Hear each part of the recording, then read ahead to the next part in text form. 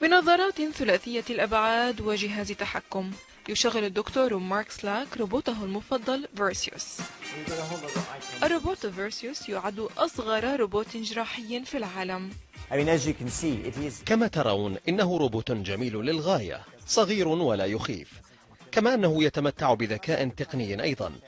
أهم ما يميزه الدقة في العمليات، ولكن يجب أن نتذكر أن الذي يقوم بتشغيله هو إنسان يتحكم به بالكامل، هو جراح. لذلك فنحن ما زلنا بحاجة إلى جراحين أذكياء وموهوبين.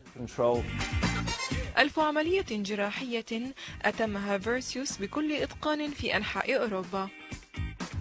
يعمل الآن في مستشفيات بريطانيا وألمانيا وفرنسا. جراحات دقيقة ناجحة من خلال فتحات صغيرة في جسم المريض.